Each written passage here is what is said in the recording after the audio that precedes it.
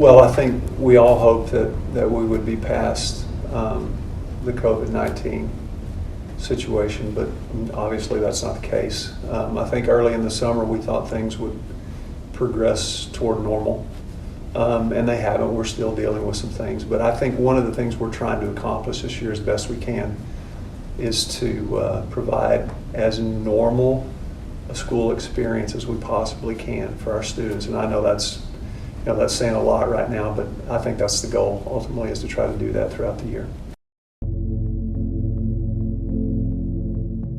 Well, there's been a lot go into that. Over a year and a half ago, we were confronted with this sudden situation that we had to really react and do things in a very different way with virtual school and just all the various things that went into that, all the different safety protocols and various things like that. And so over the course of the year, those things kind of changed and they evolved. And of course, last year we had a mask mandate. Now we don't. We have a mandate not to wear masks. And so we've had to adapt and change and make things fit those different kinds of situations. And it took a lot of work from a lot of people. I think more than anything, I'm very proud of our staff and the work they've done, because there wasn't really any aspect of what we do as a school district that wasn't affected by all this. Everything had to change in some way. So there's been a lot of work and a lot of people put in a lot of time to get us where we are. And we know a whole lot more now than we did a year and a half ago, but we're still being confronted with things we've never encountered before.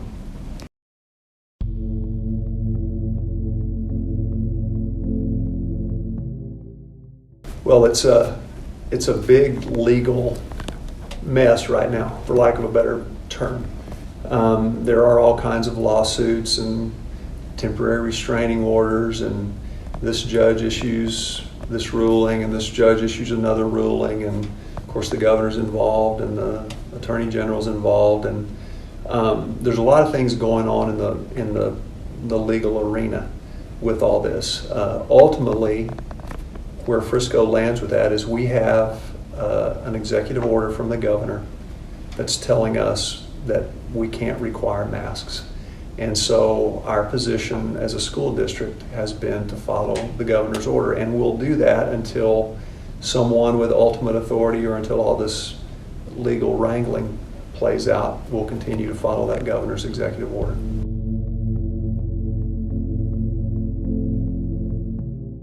Well, as I said before, I think in June, all things were kind of pointing toward we were coming out of the pandemic. It looked like things might return to a more normal situation. So we were all hoping and planning for a basically normal school year.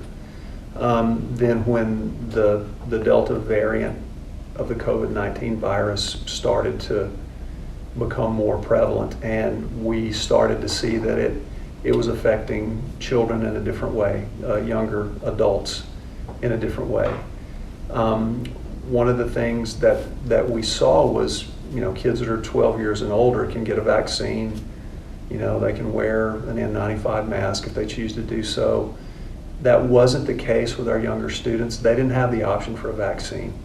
And although they can still wear masks and things like that, we felt like to provide another option for safety in this environment would be for us to offer virtual schooling to students that were younger than the age of 12, because they didn't have the opportunity to get a vaccine.